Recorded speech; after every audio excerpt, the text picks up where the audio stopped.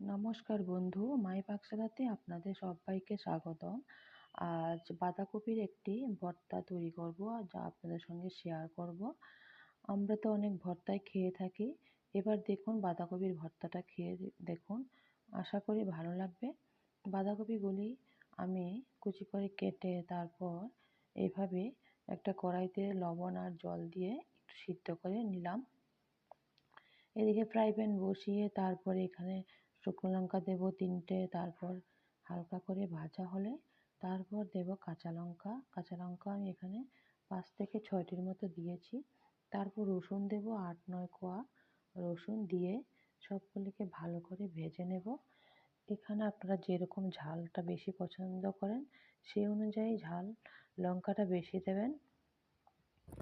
আর পরিমাণ বুঝে দিতে হবে, বাঁধাকপি কতটুকু পরিমাণ নিয়েছেন সেই অনুযায়ী ঝাল দেবেন। সবগুলো এবার রসুন, কাঁচা লঙ্কা, শুকনো লঙ্কা ভাজা হলে তারপরে আমি এখানে নামিয়ে নিলাম। তারপরে আমি এখানে টমেটো ভেজে নেব, টমেটো দেব। টমেটো দিলে খেতে ভালো লাগে। একটা টমেটো নিয়েছি। টমেটো ছোট করে কেটে তারপরে হলুদ লবণ ছাড়াই আমি এইভাবেই ভেজে তারপরে তুলে রাখবো। একবার অন্তত এই রেসিপিটা খেয়ে দেখবেন, আশা করি ভালো লাগবে। ভালো লাগলে একটা লাইক কমেন্ট করে আমার পাশে থাকবেন। নতুন বন্ধু যারা আছেন আমার চ্যানেলটা এখনও সাবস্ক্রাইব করা হয়নি, তাদের কাছে অনুরোধ রইল আমার চ্যানেলটা সাবস্ক্রাইব করে আমার পাশে থাকার জন্য। এবার সবগুলিকে মেখে নেব, সবগুলিকে একসঙ্গে নিয়ে নেব। এখানে শুকনো লঙ্কাগুলিকে ভালো করে হাত দিয়ে একটু ভেঙে দেব।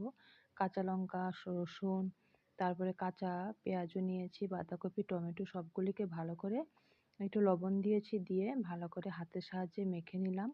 এখানে ধনেপাতাও দিতে পারেন। ধনেপাতা আমি দেইনি, তারপরও ভীষণ টেস্ট হয়েছে। আশা করি আপনাদের ভালো লাগবে। ভালো লাগলে লাইক কমেন্ট করে আমার পাশে থাকবেন। ধন্যবাদ সবাইকে ভিডিওটি দেখার জন্য।